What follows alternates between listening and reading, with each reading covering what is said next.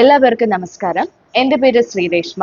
റാങ്കപ്പിന്റെ പുതിയൊരു വീഡിയോയിലേക്ക് ഏവർക്കും സ്വാഗതം. നമ്മൾ ഇന്ന് ഡിസ്കസ് ചെയ്യാൻ പോകുന്ന ടോപ്പിക് എന്ന് പറയുന്നത് ജീൻ പിയാഷെയുടെ വൈജ്ഞാനിക വികാസം, ഭൗതിക വികാസം അല്ലെങ്കിൽ ബുദ്ധി വികാസം എന്ന ടോപ്പിക്കാണ് ഇന്ന് നമ്മൾ ചർച്ച ചെയ്യാനായിട്ട് പോകുന്നത്. ആദ്യമായിട്ട് നമുക്ക് ജീൻ പിയാഷെ പറ്റി നോക്കാം. ജീൻ പിയാഷെ എന്ന് പറഞ്ഞ വ്യക്തി ഒരു സ്വിറ്റ്സർലൻഡുകാരനായിട്ടുള്ള ഒരു സൈക്കോളജിസ്റ്റ് ആണ് നമ്മുടെ ജീൻ പിയാഷെ.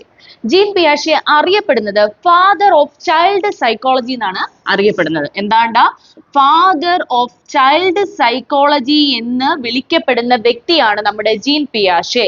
ശിശു മനഃശാസ്ത്രത്തിന്റെ പിതാവ് എന്ന ചോദ്യത്തിനുള്ള ഉത്തരമാണ് നമ്മുടെ ജീൻ പിയാഷെ എന്ന് പറയുന്നത്. ഇദ്ദേഹം പ്രധാനമായിട്ടും അദ്ദേഹത്തിന്റെ പരീക്ഷണങ്ങൾ നടത്തിയത് തന്റെ സ്വന്തം മക്കളില് 3 മക്കളുകളിലായിരുന്നു ഇദ്ദേഹം തന്നെ പരീക്ഷണങ്ങൾ നടത്തിയിരുന്നത്. ഇദ്ദേഹം 3 മക്കളിൽ നടത്തിയ പരീക്ഷണത്തിന്റെ അടിസ്ഥാനത്തിലാണ് തന്റെ 3 സിദ്ധാന്തങ്ങളും അദ്ദേഹം എന്ത് ചെയ്തിരുന്നത്, രൂപവൽക്കരിച്ചത് എന്നാണ് പറയപ്പെടുന്നത്. അത് കൂടാതെ തന്നെ ഇദ്ദേഹം തന്റെ 3 മക്കളുടെയും വളർച്ചയുടെയും ഭൗതികമായിട്ടുള്ള വികാസത്തിന്റെ അടിസ്ഥാനത്തിൽ ഇദ്ദേഹം പ്രധാനമായിട്ടുള്ള 3 ബുക്കുകൾ രചിക്കുകയുണ്ടായി. ആ 3 ബുക്കുകൾ ഏതൊക്കെയാണെന്ന് നമുക്ക് നോക്കാം. നമുക്ക് അദ്ദേഹത്തിന്റെ ആ 3 ബുക്കുകൾ നോക്കാം. ഒന്നാമത്തെ ബുക്ക് എന്ന് പറയുന്നത് The Origin of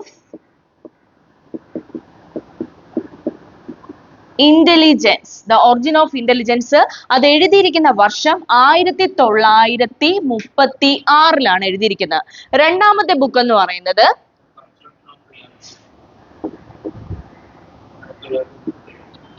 The Construction of Reality. The Construction of Reality. ഇത് എഴുതിയിരിക്കുന്ന വർഷം 1937 ദി കൺസ്ട്രക്ഷൻ ഓഫ് റിയാലിറ്റി എഴുതിയിരിക്കുന്നത്. മൂന്നാമത്തെ ബുക്കിന്റെ പേര് നോക്കാം. Play dreams and imitations. 1945 ഈ പറയുന്ന ബുക്ക് എഴുതിയിരിക്കുന്നത്. ഇവിടെ നോക്കുക. അപ്പൊ അദ്ദേഹം എഴുതിയിരിക്കുന്ന 3 ബുക്കുകൾ തന്റെ മക്കളുടെ 3 മക്കളുടെയും വളർച്ചയും ഭൗതികമായിട്ടുള്ള വികാസത്തെയും കണ്ടുകൊണ്ട് ഇദ്ദേഹം രചിച്ച 3 ബുക്കുകളാണ്. ഇവിടെ ശ്രദ്ധിക്കുക. ഒന്നാമത്തെ ബുക്കിന്റെ പേര് ദ ഒറിജിൻ ഓഫ് ഇന്റലിജൻസ്. അത് എഴുതിയിരിക്കുന്ന വർഷം 1936. First book is the origin of intelligence which is written in 1936. Then second book എന്ന് പറഞ്ഞത് The Construction of Reality. അത് എഴുതിയിരിക്കുന്നത് 1937. മൂന്നാമത്തെ ബുക്ക് നോക്കൂ. Play Dreams and Imitations 1945. ആദ്യമായി തന്നെ നമ്മുടെ ആശയത്തിലേക്ക് വരാം. എന്താണ് വൈജ്ഞാനിക വികാസം എന്ന് നമുക്ക് നോക്കാം. വൈജ്ഞാനിക വികാസം എന്നതുകൊണ്ട് ഉദ്ദേശിക്കുന്നത് മസ്തിഷ്കത്തിന്റെ വികാസമാണ്, അല്ലെങ്കിൽ മസ്തിഷ്കത്തിന്റെ വികാസ പ്രവർത്തനമാണ്. മസ്തിഷ്കത്തിൽ ഉണ്ടാകുന്ന വികാസ പ്രവർത്തനത്തെ വിളിക്കുന്ന പേരാണ് എന്തെന്ന് പറയുന്നത്, വൈജ്ഞാനിക വികാസം എന്ന് പറയുന്നത്. അത് കൂടാതെ തന്നെ ചിന്ത, യുക്തിചിന്ത, ഭാഷ, ഭാഷ എന്നിവയുടെ വികാസമാണ് വൈജ്ഞാനിക വികാസം. ശ്രദ്ധിച്ചു കേൾക്കുക. ചിന്ത, യുക്തിചിന്ത, ഭാഷ എന്നിവയുടെ വികാസമാണ് വൈജ്ഞാനിക വികാസം.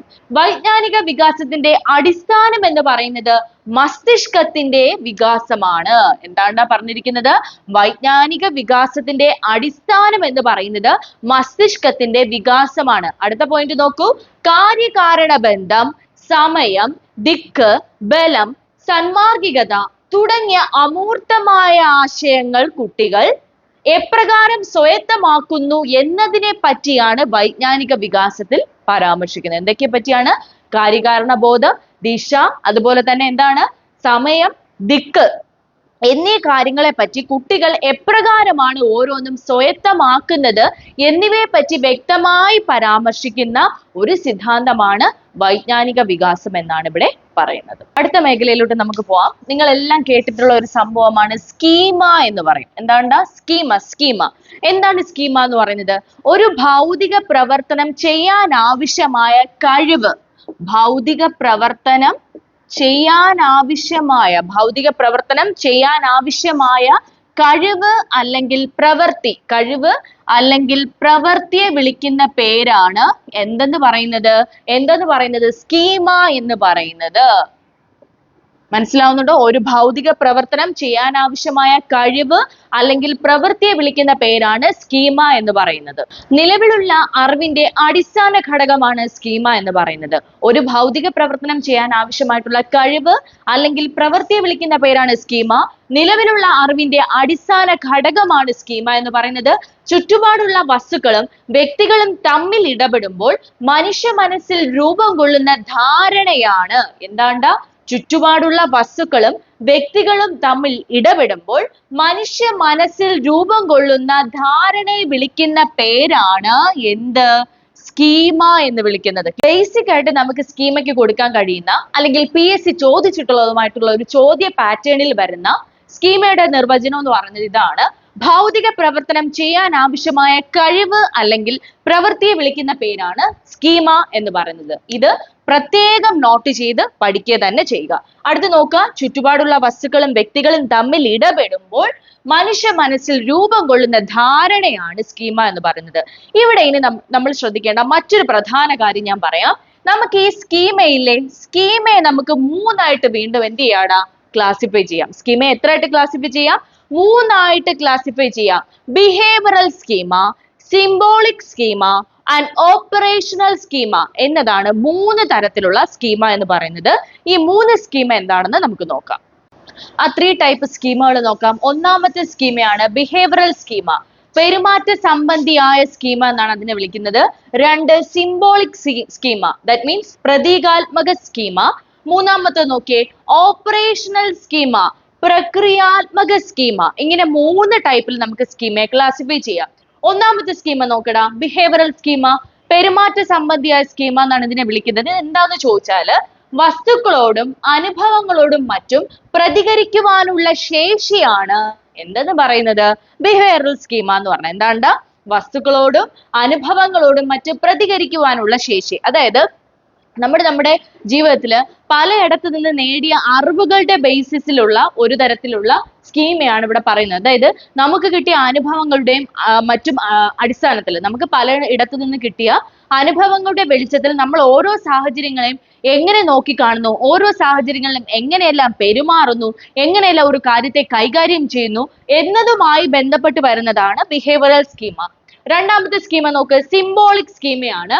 അനുഭവങ്ങളുടെ സവിശേഷ വശങ്ങൾ പ്രതിനിധാനം ചെയ്യാനുള്ള മാനസിക ചട്ടക്കൂടായി പ്രവർത്തിക്കുന്നു. എന്താണ്ട? അനുഭവങ്ങളുടെ സവിശേഷ വശങ്ങൾ പ്രതിനിധാനം ചെയ്യാനുള്ള മാനസിക ചട്ടക്കൂട്. അതായത് നമ്മളിപ്പം എന്തെങ്കിലും ഒരു കാര്യം പുതുതായിട്ടൊക്കെ ചെയ്യുന്നെന്ന് വിചാരിച്ചു. അപ്പൊ നമ്മൾ ആദ്യം ഒരു കാര്യം ചെയ്യുമ്പോൾ അതിൽ ഒരുപാട് തെറ്റുകുറ്റങ്ങൾ ഉണ്ടാവും, ഒരുപാട് പ്രശ്നങ്ങൾ ഉണ്ടാവും. പിന്നെയും അത് നമ്മൾ ചെയ്യുമ്പോൾ വീണ്ടും പ്രോബ്ലം ഉണ്ടാവും. പക്ഷെ അത് മൂന്നാമത് നമ്മൾ ആ കാര്യം ചെയ്യുമ്പോൾ സ്വാഭാവികമായിട്ടും നമ്മൾ എന്തിനു ശ്രമിക്കും?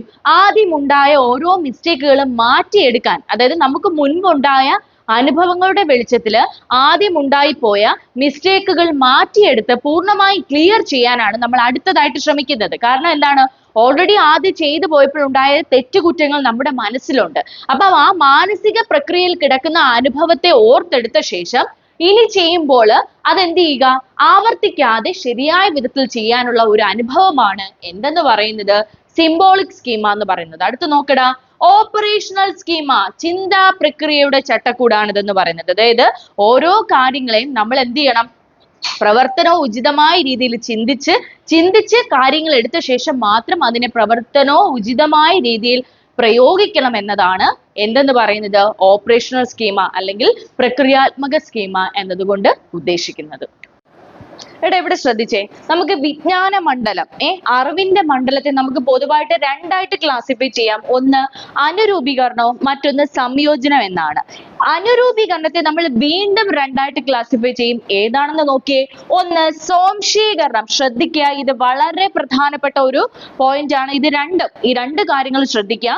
അനുരൂപീകരണത്തിനെ വീണ്ടും രണ്ടായിട്ട് ക്ലാസിഫൈ ചെയ്യാം. ഒന്ന് സ്വാംശീകരണവും മറ്റൊന്ന് സംസ്ഥാപനവും എന്നാണ്. ശ്രദ്ധിക്കുക, വിജ്ഞാന മണ്ഡലത്തെ രണ്ടായിട്ട് ക്ലാസിഫൈ ചെയ്യുന്നു. അനുരൂപീകരണം, സംയോജനം.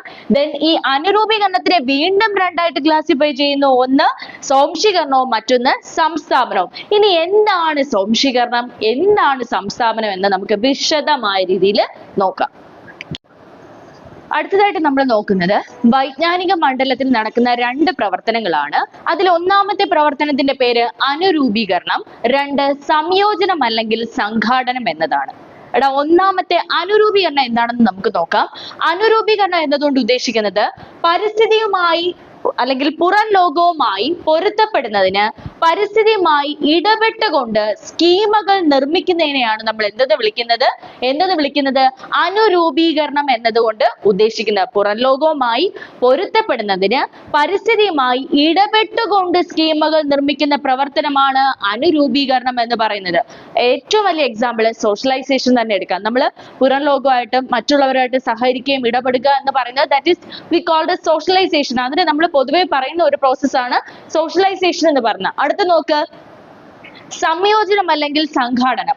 സ്കീമയുടെ ആന്തരിക പുനർവിന്യാസവും കൂട്ടിച്ചേർക്കലും വഴി രൂപീകൃതമാകുന്നതാണ് എന്തെന്ന് പറയുന്നത് സംയോജനം. ഇത് വേറൊന്നുമല്ല, നമ്മുടെ തിങ്കിങ് പ്രോസസ്സുമായിട്ട് കണക്ട് ചെയ്ത് വരുന്നതാണ് സംയോജനം. അതായത് ഓർഗനൈസ്ഡ് ആയിട്ടുള്ള രീതിയിൽ നമ്മുടെ ചിന്തകളെ വികസിപ്പിക്കുക എന്നതാണ് സംയോജനം അല്ലെങ്കിൽ സംഘാടനം എന്നതുകൊണ്ട് ഉദ്ദേശിക്കുന്നത്. ഒന്നുകൂടെ ശ്രദ്ധിക്കുക, സ്കീമയുടെ ആന്തരിക പുനർവിന്യാസവും കൂട്ടിച്ചേർക്കലും വഴി രൂപീകൃതമാകുന്ന ഒന്നാണ് സംയോജനം അല്ലെങ്കിൽ സംഘാടനം. അപ്പം വൈജ്ഞാനിക മണ്ഡലത്തെ രണ്ടായിട്ട് നമുക്ക് ക്ലാസിഫൈ ചെയ്യാം. ഒന്ന് അനുരൂപീകരണം, രണ്ട് സംയോജനം അല്ലെങ്കിൽ സംഘാടനം. എന്താണ് ഈ സ്വാംശീകരണവും സംസ്ഥാപനവും നമുക്ക് നോക്കാം. ഒന്നാമത്തെ സ്വാംശീകരണമാണ് നിലവിലുള്ള സ്കീമ ഉപയോഗിച്ച് പുതിയ സാഹചര്യത്തെ മനസ്സിലാക്കുന്നതാണ് സ്വാംശീകരണം. ശ്രദ്ധിക്കുക, നിലവിലുള്ള സ്കീമ ഉപയോഗിച്ച് പുതിയ സാഹചര്യത്തെ മനസ്സിലാക്കിയെടുക്കുന്നതാണ് എന്ത് സ്വാംശീകരണം. ഒരു എക്സാമ്പിൾ പറയുകയാണെങ്കിൽ ഒരു കൊച്ചുകുട്ടിയെ നമ്മൾ എടുക്കുകയാണ്. അപ്പൊ അവന്റെ കയ്യിൽ ഒരു കളിപ്പാട്ടം ഇരിക്കുകയാണ്. അതെന്താണ്, അവൻ ഉരുട്ടി പരിശീലിക്കുന്ന ഒരു കളിപ്പാട്ടമാണെന്ന് വിചാരിച്ചു. അതായത് ഉരുട്ടി കൊണ്ടുപോകുന്ന ഒരു കാറ് കൊണ്ട് കളിച്ചുകൊണ്ടിരിക്കുന്ന കുട്ടിക്ക് താക്കോൽ കൊണ്ട് ഉപയോഗിക്കാൻ കഴിയുന്ന ഒരു കാറ് കൊടുക്കുമ്പോൾ അവൻ ആ കാർ കയ്യിൽ കിട്ടിയാൽ പോലും ആദ്യമായിട്ട് അവൻ എന്ത് തന്നെ ചെയ്യും, പണ്ട് എന്താണോ ചെയ്തുകൊണ്ടിരുന്ന ആ കാര്യം തന്നെ വീണ്ടും റിപ്പീറ്റ് ചെയ്യും. മനസ്സിലാവുന്നുണ്ടോ?